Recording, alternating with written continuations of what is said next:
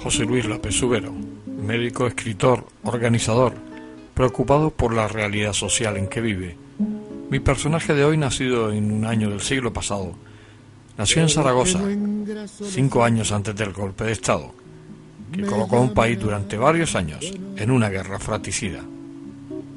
Porque no engraso los ejes, me llaman a abandonar. Durante casi 60 minutos tendremos la oportunidad de entrar en el interior de José Luis y poder conocer el mundo donde irá desarrollado la mayor parte de sus vivencias y la gran capacidad que ha tenido para conllevar su afán de ayudar al prójimo con su carrera profesional. Sus más de 40 años de ejercicio de la profesión en Estados Unidos, junto con su espíritu de aventura, le han permitido ver el desarrollo de su existencia bajo un prisma diferente al resto de la humanidad. Les prometo que no habrá lugar para el aburrimiento durante esta entrevista y estoy seguro de que nos va a faltar tiempo de la mayoría de las vivencias que nos va a contar José Luis. José Luis, ¿cómo son tus recuerdos de infancia? Tú naces en el año 31, 5 años más tarde, después de tu nacimiento, hay un golpe de Estado de los militares, creo que después se denomina Guerra Civil Española. ¿Cómo son tus primeros años en Zaragoza? ¿Cómo los recuerdas? Pues mis primeros años fueron una mezcla muy extraña de cosas buenas y malas, pero sobre todo prevaleció lo bueno. Yo fui un niño muy querido por mis padres y muy mimado hasta donde ellos podían hacerlo.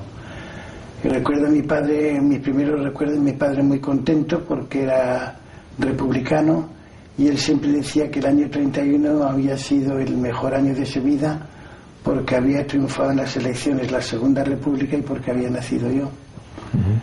Pero conforme me voy creciendo me doy cuenta de que mis padres no me pueden dar todo lo que ellos quieren, sufren e indirectamente estoy expuesto a los dolores y las tristezas de no tener lo que uno quiere.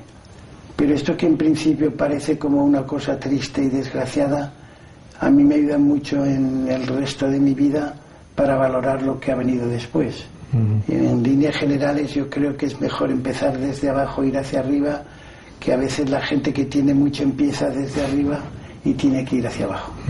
¿Tus recuerdos de niño, cómo recuerdas las Navidades? Porque yo me imagino que en aquella época, estamos hablando del 36, del 37, del 38, 39, 40, guerra por guerra, ¿cómo las recuerdas? ¿Con mucha necesidad?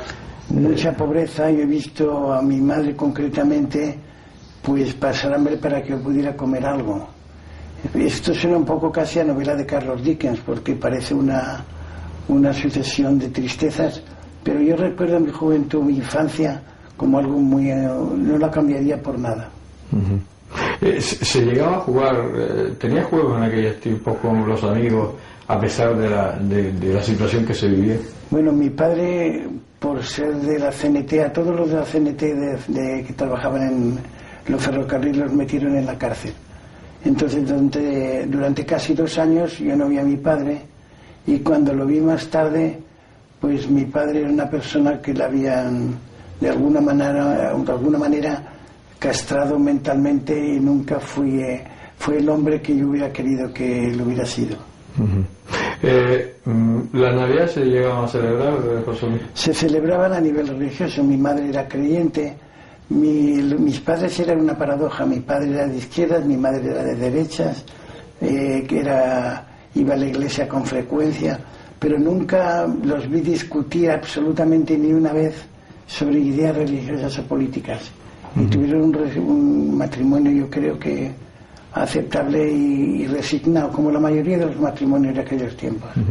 El turrón no existía en aquella época, ¿no? Bueno, para los ricos siempre ha habido turrón. y continúa habiéndolo. Las clases sociales no las hemos inventado, ni ahora siempre habrá ricos y pobres, porque es parte de la polarización de la humanidad. Pero mis navidades, por llamarlo de alguna manera, las recuerdo con mucho afecto y con gran nostalgia, diría yo. El tema de los reyes, ni pensarlo. Bueno, existían los reyes en el sentido religioso de la cabalgata y demás, pero no había para lujos ni juguetes de ningún tipo. O sea, ¿tú no recuerdas ningún juguete en aquella época, tío? Me acuerdo de un juguete, en la calle que yo vivía, había un antiguo jotero analfabeto que era carpintero también, y me regaló una ametralladora de manera que tenía una carraca y que imitaba los tiros de las balas. Y ese es el primer juguete y casi el único juguete que he tenido en la infancia. Es bastante. El tema del colegio,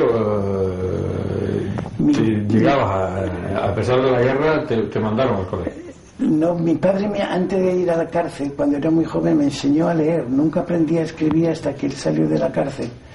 Y íbamos a una academia que dejó de existir enseguida, donde un hombre muy inteligente y muy interesante daba clases a la gente Yo no aprendí las cuentas de la escuela, a sumar y a leer, hasta que ya escribí hasta que tenía casi 9 años.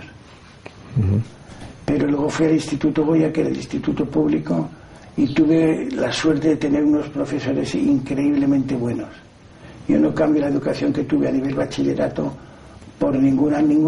Mis hijos han ido a colegios de élite en Estados Unidos y no han recibido mejor educación que tuve yo.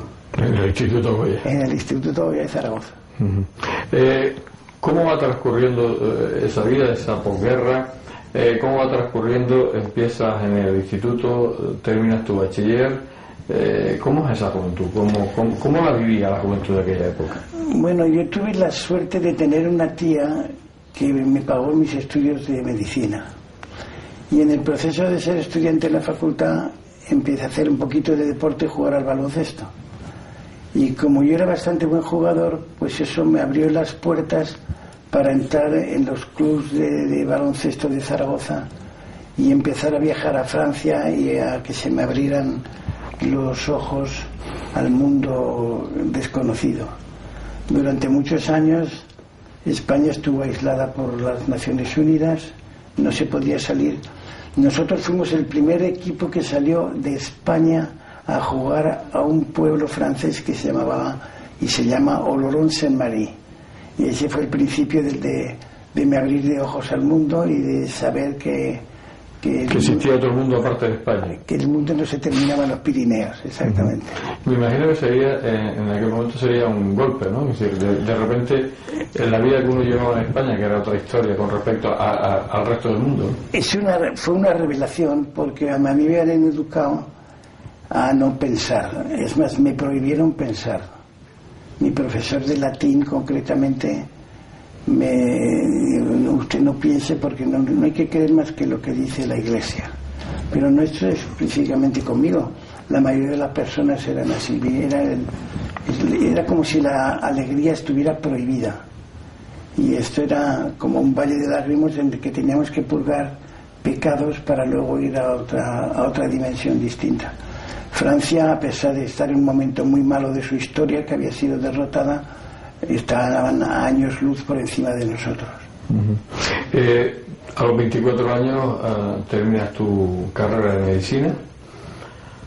De ahí hacia atrás, en tu época juvenil, ¿se hacían bailes en aquella época? ¿Había animación con respecto a las mujeres, a las chicas? El placer estaba prohibido a todos los niveles, estaba a todos los niveles. Pero de alguna manera los placeres es una definición muy personal, porque gozábamos de otra manera distinta. En aquellos tiempos dar un beso a una muchacha, como eso sería lo máximo, ¿no? Era una dimensión muy comparable y superior, por ejemplo, a lo que se hace hoy, que donde vale todo. España, como se demuestra en la historia nuestra, somos extremistas y vamos de un extremo al otro. O nos quedamos cortos o nos pasamos, nos falta un poquito el equilibrio. Pero esa falta de equilibrio es parte de nuestras virtudes. Por eso España es un país casi ideal para retirarte o para pasar vacaciones. Hay muy pocos países en el mundo, yo diría que España, Francia e Italia, en los que se puede encontrar la variedad de fuentes de satisfacción, de placer y de gozar de la vida en el mejor sentido de la palabra. 24 años y de repente lías la manta a la cabeza y a Estados Unidos. Sí, pero no fue tan liada porque yo lo tenía bastante preparado. Jugando al baloncesto contra la Universidad de París, conocí a un americano estudiante de medicina que fue el que me aconsejó: vente a Estados Unidos, donde los médicos están muy bien recompensados. Entonces, durante los veranos pasaba medio verano con una beca que me había dado el Instituto Francés en el sur de Francia, aprendiendo francés, y luego me iba a trabajar de bracero a recoger patatas en Inglaterra, que fue donde aprendí inglés. Así, cuando yo llegué a Estados Unidos, pues ya no iba completamente desprevenido. ¿Cómo es tu llegada a Estados Unidos? ¿Cómo es ese choque, de todo, de culturas, de mentalidades? ¿Cómo fue? Bueno, yo llegué a Estados Unidos en un barco que lo desguazaron a poco tiempo, que se llamaba el Flandre, y fue una especie como la película Titanic, los pasajeros de tercera, los ricos, etcétera. Y iba con un compañero de Huesca, también médico, que iba a trabajar de psiquiatra en Chicago. Nos hicimos amigos de uno de los médicos del barco, y por la noche nos abría la reja que separaba a los pasajeros ricos de los pobres, y por la noche, como la Cenicienta, nos íbamos al baile a disfrutar de la noche. Fue una travesía muy encantadora y tengo grandes recuerdos de mi llegada a Estados Unidos. El choque cultural fue increíble, aunque a mí me gusta mucho el cine y creo que estaba algo preparado pero nunca había visto autopistas, nunca había visto televisión, nunca había visto lo que me encontré allí, y sobre todo la gran competitividad que había en aquella sociedad. O sea, ya existía esa competitividad. Tremenda. Llegas y vas hacia alguna institución, ya ibas recomendado. Yo voy con un contrato de trabajo a un hospital católico en el norte de Florida, el Hospital de San Vicente. Y allí me encontré mi primera lección. Este es un hospital católico de las Hermanas de la Caridad, y estoy hablando del año 1955. Y en la primera experiencia que tengo en la sala de urgencias, llega un negro con un infarto cardíaco y no lo dejan admitir en el hospital de las Hermanas de la Caridad porque es negro y tiene que ir al hospital de negros en la ciudad de Jacksonville, año 55. Y yo he conocido, por ejemplo, la línea amarilla que separaba en los autobuses a los blancos de los negros. Y todo esto, para una mentalidad como la que tenía yo, pues fue una sorpresa difícil de digerir, pero ahí está. Tiene mucho mérito que Estados Unidos haya podido cambiar tanto en tan pocos años con un mínimo de dolor. La revolución. Que no ha pasado en España, ¿no? Aquí no se ha cambiado mucho y han pasado muchos años, ¿no? No, España yo creo que ha mejorado también muchísimo. Hombre, concretamente en medicina, que es lo que puedo hablar con un poco de autoridad, los cambios han sido drásticos e impresionantes. Primero porque han hecho una selectividad, antes podía cualquiera estudiar medicina aunque tuviera malas notas. Hoy unos requerimientos muy duros, y sobre todo ha aparecido muchísimas mujeres, que da una dimensión muy grande y distinta y superior a lo que había antes. Tu llegada a Estados Unidos, empiezas a trabajar con 24 años. ¿Cómo se desarrolla tu vida? Porque sigues siendo un muchacho de alguna manera, o ya te sentías un verdadero hombre con 24 años? Y también es verdad que la vida ha cambiado en esos temas también, ¿no? Bueno, uno asumía responsabilidades que hoy no las asume, asume la juventud, ¿no? Y yo tuve una gran ventaja. Primero, iba con un contrato, y yo iba a un sitio donde yo no lo sabía, había por lo menos 80 médicos distintos de distintos países de todo el mundo. Entonces, durante 2 años Sí, sigue. ¿No? Entonces, durante 2 años en este ambiente no solamente aprendo mucha medicina, sino aprendo diferencias sociales, raciales y de todo tipo, porque había filipinos, hebreos, iraníes, italianos, alemanes. Entonces eran unas pequeñas Naciones Unidas dentro del hospital con una convivencia diaria 24 horas al día. Y eso fue una educación en sí muy interesante. Ahorrador de electricidad Staminar. Tras muchos años de implantación en Canarias, les ofrecemos la posibilidad de ahorrar de un 10 hasta un 35% del consumo de su factura de electricidad. Tenemos un ahorrador que se adapta a sus necesidades, sea cual sea su tipo de negocio o industria. Muchos ahorradores puede encontrar en el mercado, pero solo Staminar ha demostrado su eficacia. No deje que los gastos abusivos de electricidad afecten su economía de negocio. Pídanos presupuesto sin compromiso al 921-481-249. Ahorrador de energía Staminar, la solución a sus problemas de exceso de consumo. Ahorre de un 10 hasta un 35% de su factura de electricidad.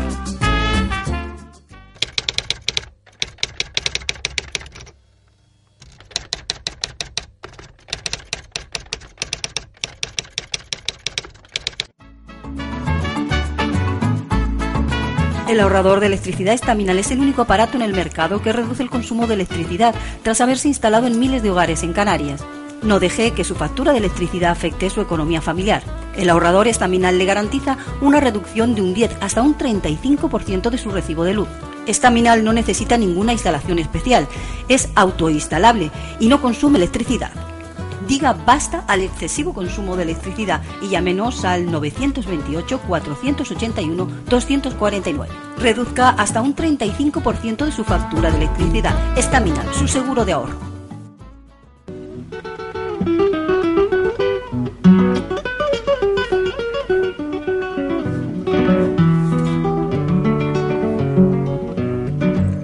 Han pasado ya unos minutos de la entrevista y, como les había vaticinado, los minutos han transcurrido sin darnos cuenta. Su infancia repleta de amor le ha inculcado unos valores que le han permitido encarar su existencia basado en la bondad y espíritu de servicio al prójimo. Pero mi estrella me dio este acento y así te siento. Sus penurias económicas de niñez también le marcaron en la búsqueda desde el primer momento de su estabilidad económica, que en ningún momento enfrentaba su estabilidad emocional, ni de ayuda hacia los demás. Pero sigamos con la entrevista. Quedan tantas cosas por escucharle. Yo soy arisco como tus breñas y así te canto, tierra querida. Tu vida en Estados Unidos empieza a transcurrir desde el año 55, van pasando los años.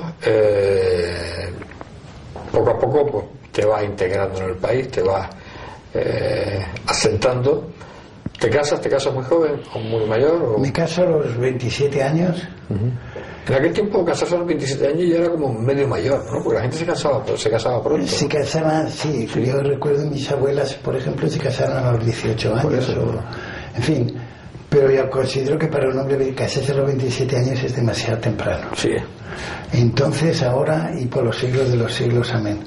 Porque los hombres creo que nos cuesta más madurar que a las mujeres. Esos 27 años es una mujer norteamericana. Norteamericana de origen irlandés. Muy católica, me imagino. Pues no demasiado, en la justa medida. Con la que tuvimos 3 hijos. Y que los que han sido nadadores luego a lo largo del tiempo por España. La verdad es que mi integración en Estados Unidos fue muy rápida y porque no tuve que cambiar mucho mi personalidad. Siempre soy una persona seria, puntual, en fin, características un poco casi germánicas. Entonces nunca tuve ninguna dificultad en integrarme en una sociedad que esperaba eso de mí. Es más, me facilitó mucho la labor.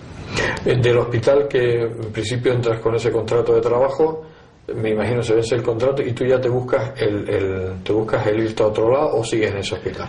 Bueno, allí, como ocurre en España después que se ha copiado el método de Mir, hay una cadena de subida profesional, por llamarlo así.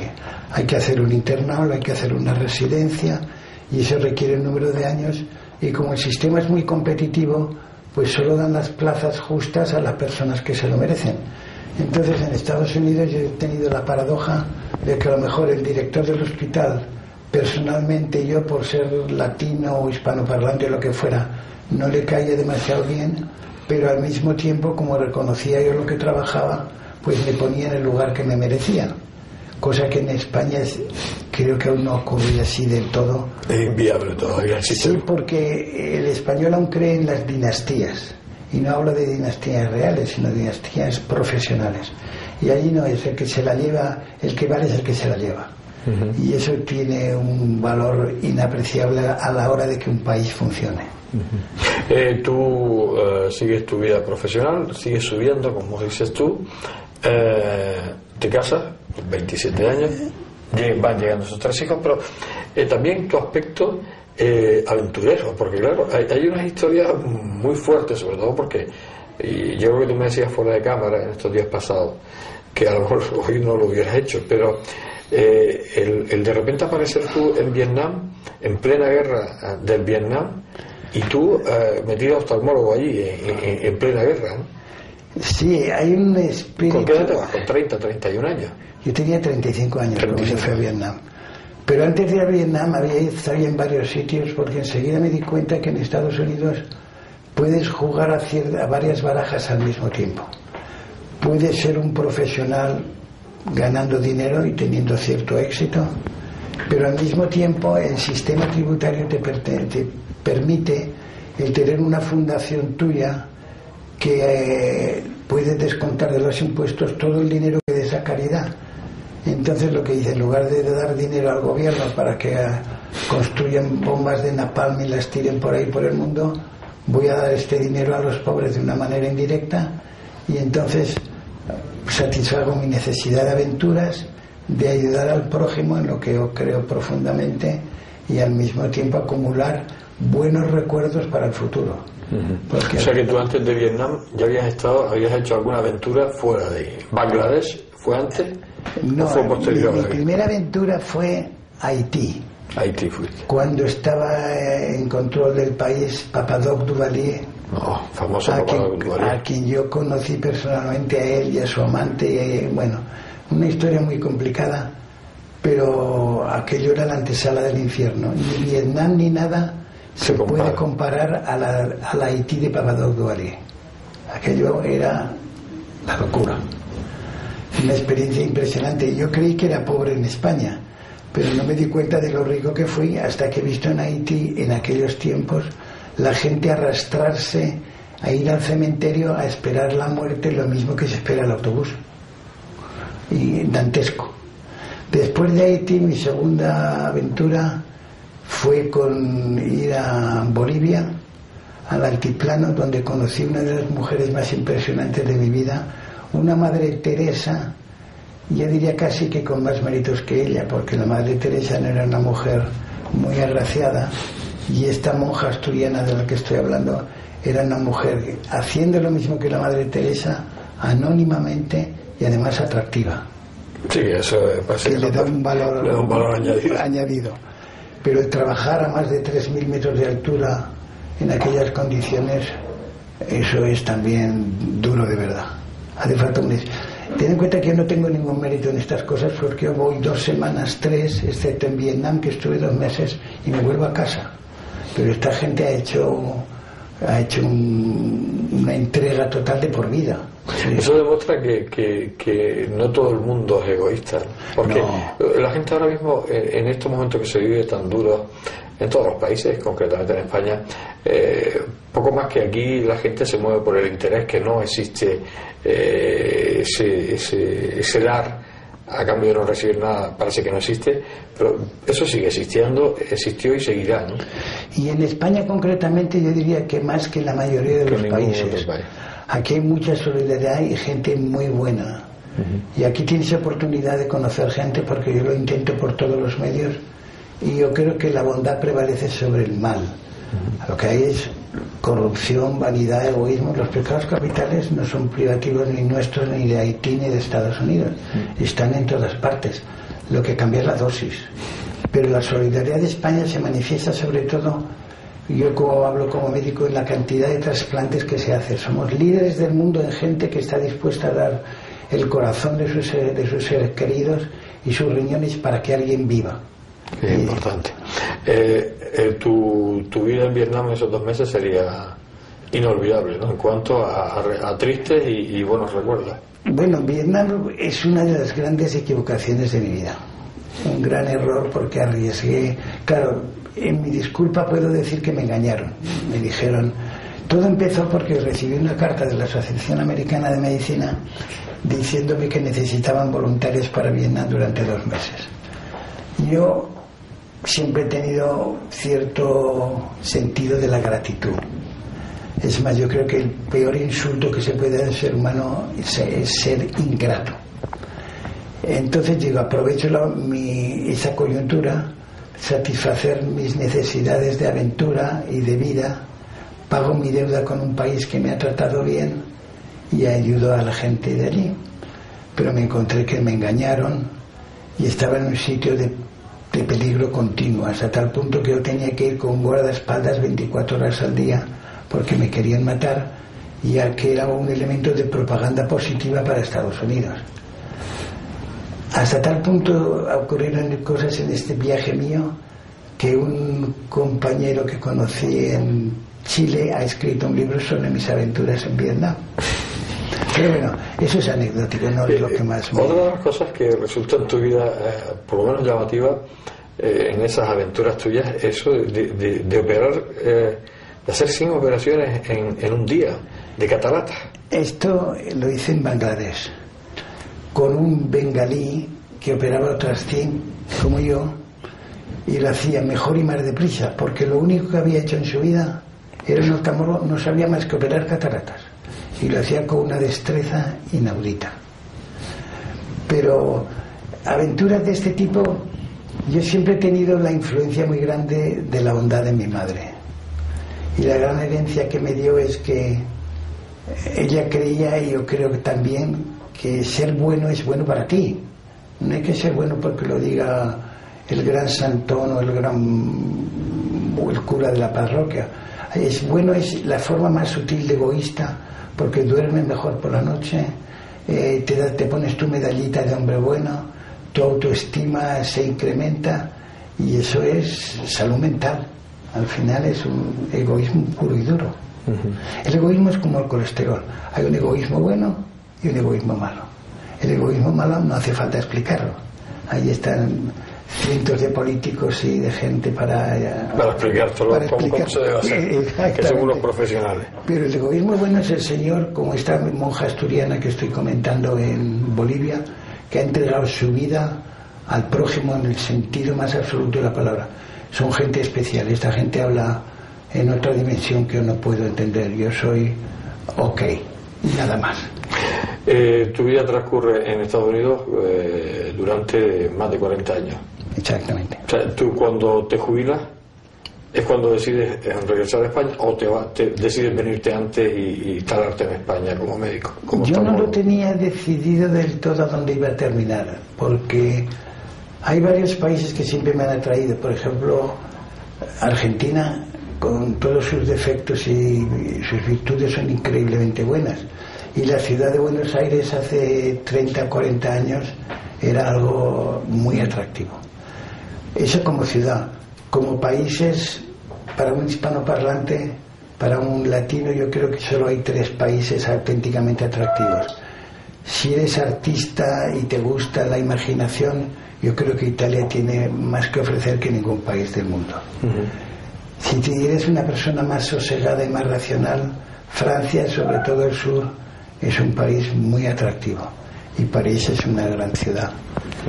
Pero el país con más, diría yo, oportunidades de disfrutar de la vida es España, porque los contrastes son increíbles, y en muy pocos kilómetros de distancia encuentras personas que hablan distinto, piensan distinto, comen distinto, y sus metas de vida son completamente diferentes.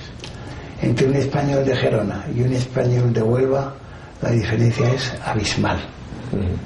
Y eso Para el vivir cotidiano supone muchos problemas, pero para una persona retirada y con ganas de poner los sentimientos en acción, eso es mágico. Regresas a España y después estás un poco a caballo, ¿no? Entre Madrid, Zaragoza, Miami y Gran Canaria, y las Palmas de Gran Canaria. Exactamente. Tú conoces Gran Canaria en un determinado momento y te enamoras de ella. A mí me parece un país muy especial. Las Islas Canarias han sabido conservar, gracias un poco a la distancia de la península, una personalidad propia que le da, para mí, un encanto único. La gente en general más cortés, más lenta, sabe más disfrutar de la vida y la veo especial. Y bueno, de hecho la prueba es que vuelves todos los años, ¿no? Exactamente. Siempre tienes un hueco para esta Es más, antes, cuando podía viajar, porque mi salud ahora no es lo que era, pues me movía en el triángulo entre Chile, que donde es mi segunda esposa, Estados Unidos, concretamente Florida, donde viven mis hijos, y España. Ahora no poder viajar tanto. En mi último viaje fuera de la península venía a las Islas Canarias. Ya es significativo, Bueno, aparte de la belleza de las islas, aquí tengo gente que yo quiero y valoro mucho, y eso tiene una importancia muy especial. En este caso Gregorio Socorro, que significa mucho para ti, ¿no? Gregorio Socorro ha sido una persona muy generosa, que ha dejado mucha huella en muchas personas, él y su esposa Olga, en la que, bueno, me faltan palabras. Susana, ¿qué ha significado para ti en estos años de vida, en estos 20 años de vida? Bueno, Susana, yo creo que significa una nueva vida. No es que la vida anterior fuera buena ni mala, son vidas distintas. Yo me considero ser una persona extremadamente afortunada porque he tenido oportunidad de experimentar más sensaciones y más experiencias que la mayoría de la gente. Al principio lo hacía de una manera demasiado rápida, y cuando uno va demasiado rápido por la vida no tiene tiempo para oler las flores, pero cuando el tiempo te enlentece y envejeces, aparece una nueva vida en la de la que es parte Susana, con que tengo más capacidades de disfrute porque he madurado lo suficiente para apreciarlo. Y eso es lo que significa mi mujer para mí. Susana es una mujer buena, especial, y no me faltan palabras también para decir todo lo que le debo a ella.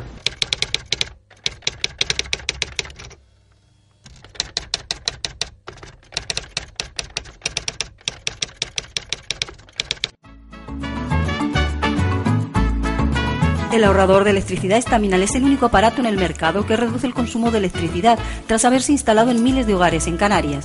No deje que su factura de electricidad afecte su economía familiar.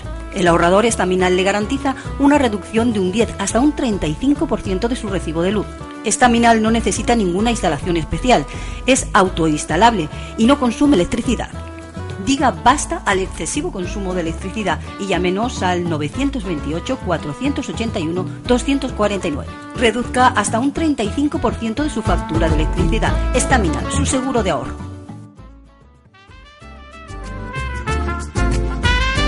Ahorrador de electricidad Estaminal. Tras muchos años de implantación en Canarias, les ofrecemos la posibilidad de ahorrar de un 10 hasta un 35% del consumo de su factura de electricidad. Tenemos un ahorrador que se adapta a sus necesidades, sea cual sea su tipo de negocio o industria. Muchos ahorradores puede encontrar en el mercado, pero solo Estaminal ha demostrado su eficacia. No deje que los gastos abusivos de electricidad afecten su economía de negocio. Pídanos presupuestos sin compromiso al 928-481-249. Ahorrador de energía Estaminal, la solución a sus problemas de exceso de consumo. Ahorre de un 10 hasta un 35% de su factura de electricidad.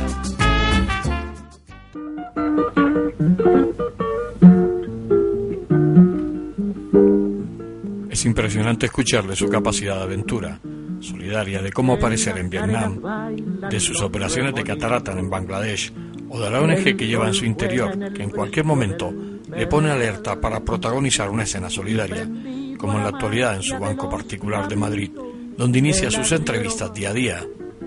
el arriero va. Su vida en Estados Unidos transcurrió a caballo entre su profesión de médico y su amor también por el deporte inculcado a sus 3 hijos, que apoyó en sus respectivas carreras deportivas y que a él, personalmente, a través del baloncesto en los años 50, le permitió viajar a otros países y conocer una realidad diferente a lo que él percibía en aquella época de una España atrasada. Sigamos con él. Merece la pena seguir escuchándole. Las penas y las vaquitas.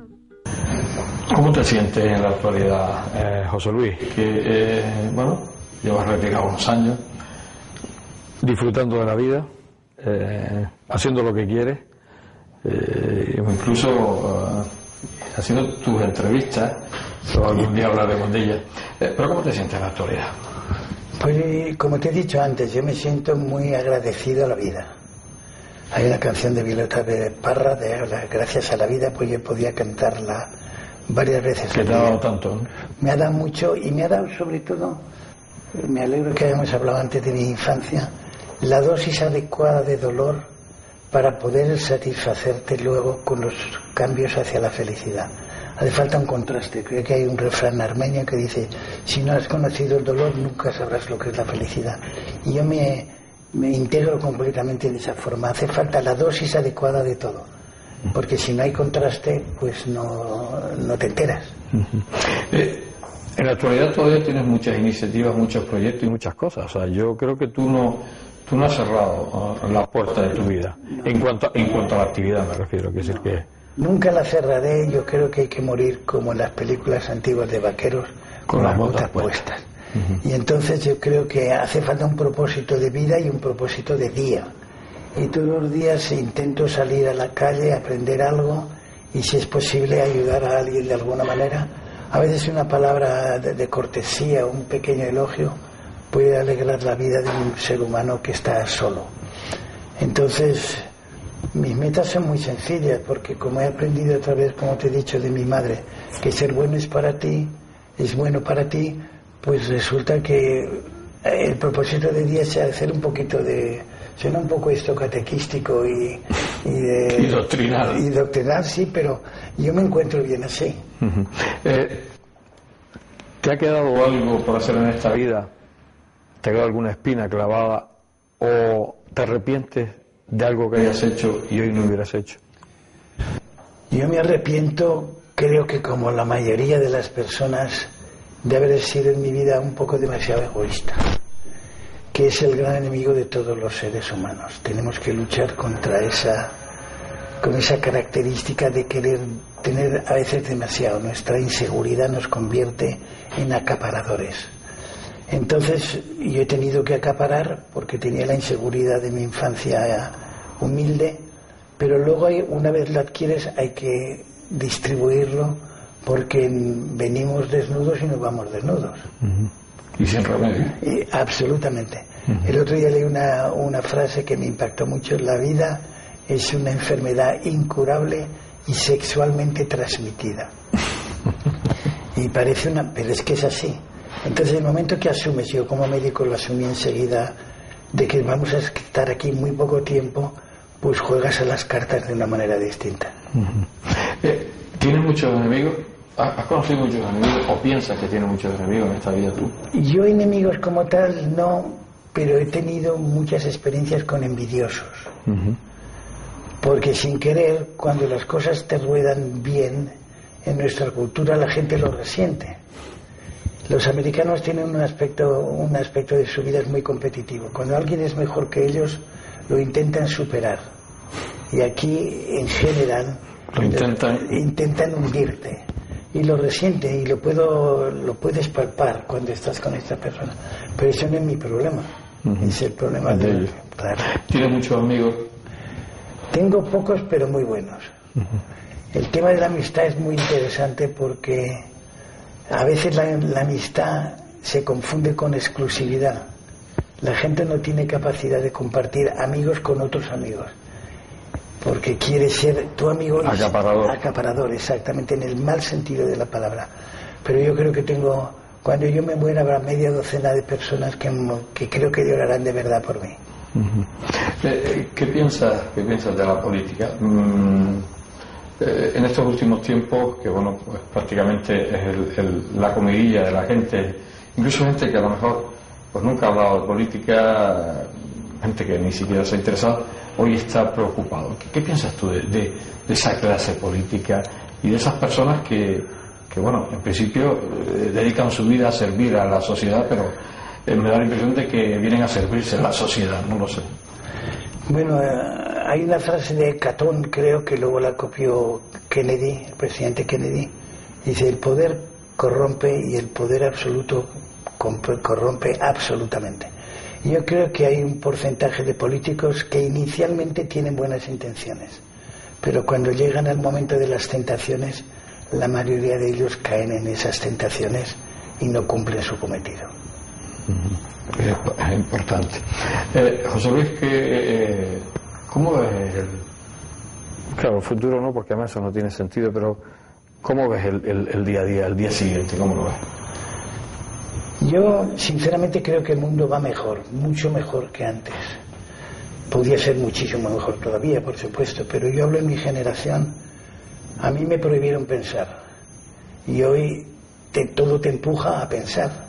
Tienes una maquinita, un ordenador donde tienes toda la información del mundo en el idioma que tú quieras.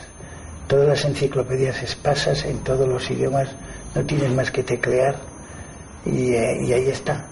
El otro día en Zaragoza estaba en el ordenador y quería saber algo sobre Krishnamurti, que era el ídolo de una novia que tuve hace muchos años.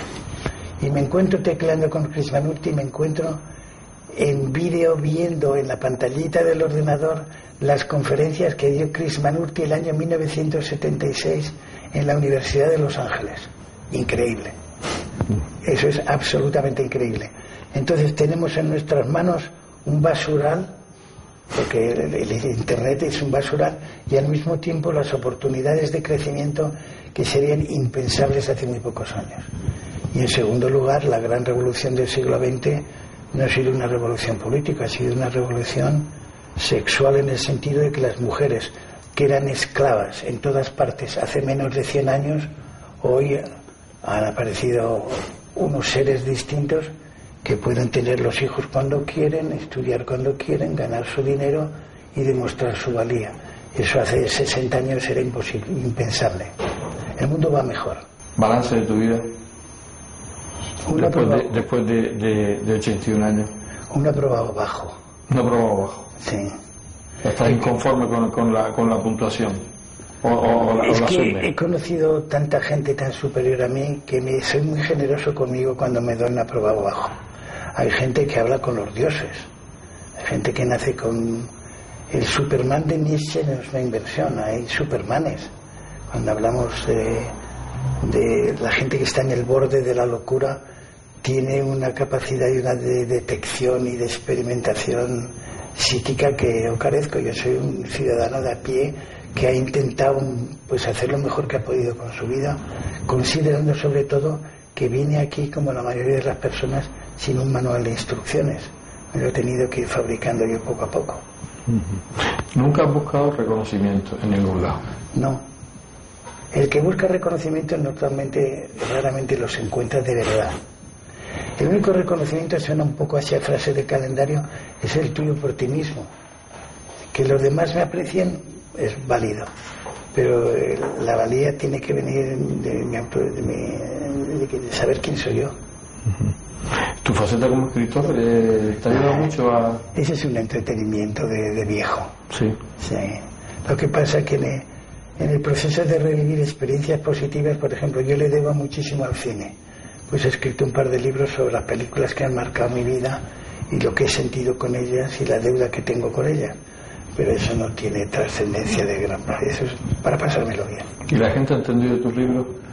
Yo creo por lo que menos la gente afín a ti. Yo creo que alguna gente, he tenido experiencias muy satisfactorias de personas que me han dicho: oye, me has ayudado a ver cosas en esta película que yo no había visto. Entonces yo creo que todo lo que haga una persona encontrarse con sus sentimientos y con partes dentro de él que no ha explorado, no se ha atrevido o no ha sabido explorar, pues siempre tiene un valor positivo, claro. ¿Balance de tu vida? Después de 81 años. Un aprobado bajo. Un aprobado bajo. Sí. ¿Estás inconforme con la puntuación? Es que he conocido tanta gente tan superior a mí que soy muy generoso conmigo cuando me doy un aprobado bajo. Hay gente que habla con los dioses. Hay gente que nace con... El Superman de Nietzsche no es una inversión, hay Supermanes. Cuando hablamos de la gente que está en el borde de la locura, tiene una capacidad y una de detección y de experimentación psíquica que yo carezco. Yo soy un ciudadano de a pie que ha intentado pues hacer lo mejor que ha podido con su vida, considerando sobre todo que vine aquí, como la mayoría de las personas, sin un manual de instrucciones. Me lo he tenido que ir fabricando yo poco a poco. ¿Nunca has buscado reconocimiento en ningún lado? No.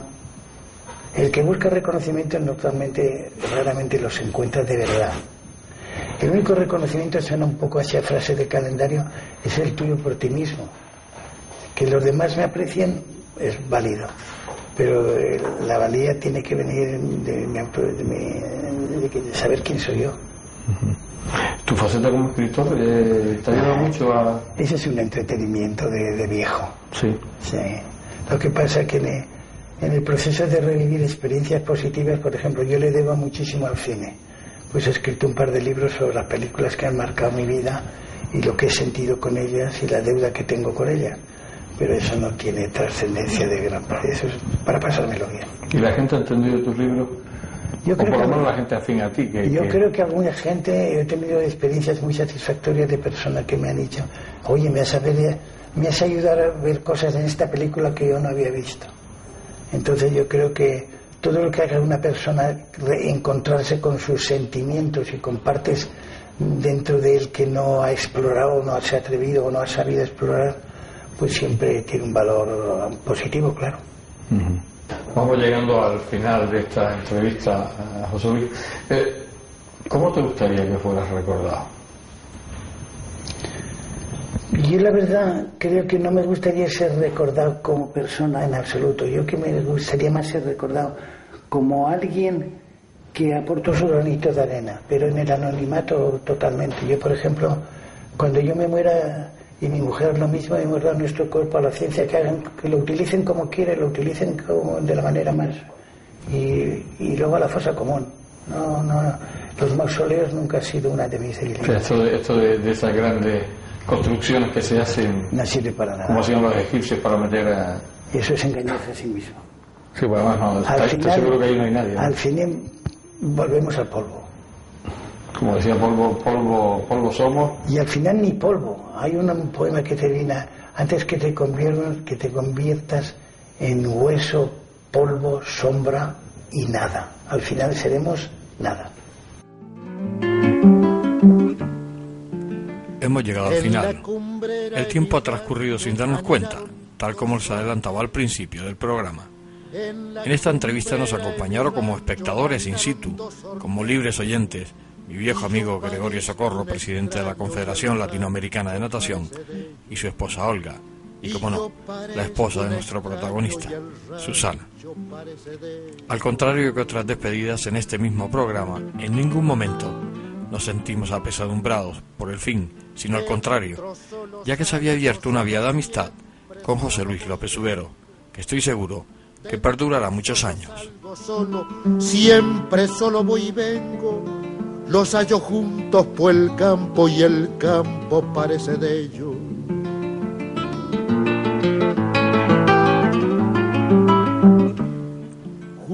Gran Canaria ya forma parte de su vida y lo demuestra en sus venidas a esta tierra anualmente para compartir con sus amigos Gregorio y Olga buenas veladas.